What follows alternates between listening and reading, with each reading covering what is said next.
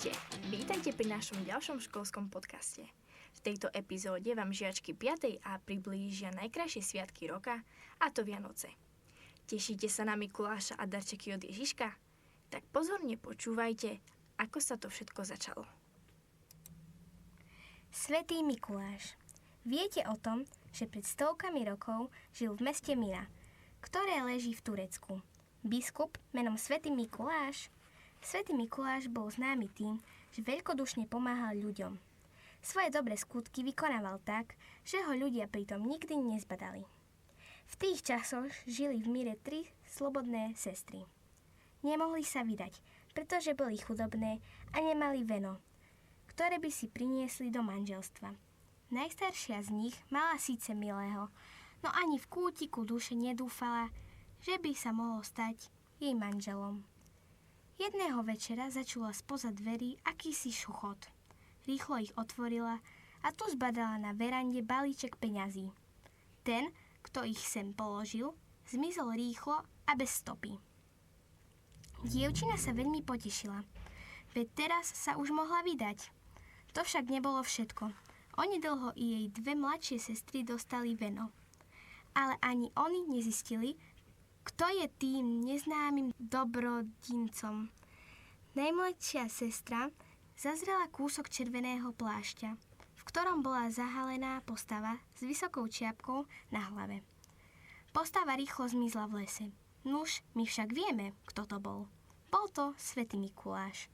Čas plynul a Svätý Mikuláš sa trochu zmenil. Z červeného biskupského plášťa sa stal obyčajný červený plášť, olemovaný bielou kožušinou.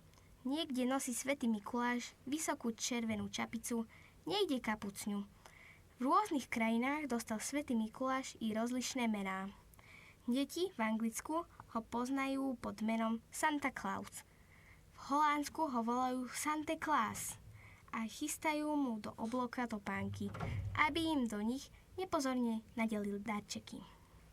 Ale či to je Svätý Mikuláš, Santa Claus pre deti je vždy symbolom Vianoc.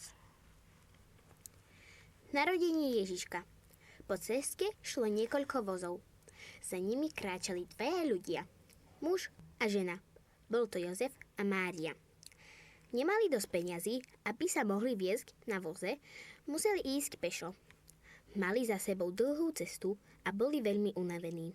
Císar Augustus vydal príkaz, aby sa každý obyvateľ dostavil do svojho rodného mesta. Chcel tak zrátať, koľko ľudí žije v jeho krajine. Jozef s Máriou sa preto vydali z mesta Nazaret, kde bývali, do Betlehéma. Keď prišli do mesta, už sa stmievalo. Zaklopali na niekoľko dverí, prosili o nociach, ale nik ich neprichýlil. Ľuďom ich aj bolo ľúto, najmä keď videli, že Mária čaká dieťatko.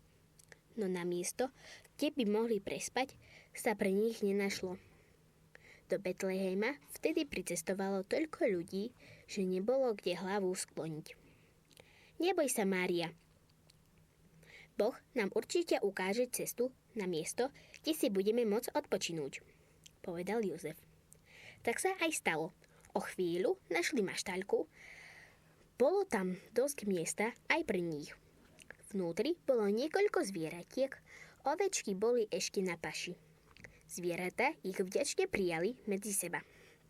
Jozef vyrobil zo sena lôžko pre Máriu, sám pri nej bdel a dával na ňu pozor. Noc bola tichá, na nebi svietili hviezdy. V tom ticho prerušil detský plač. Máriej sa narodilo dieťatko.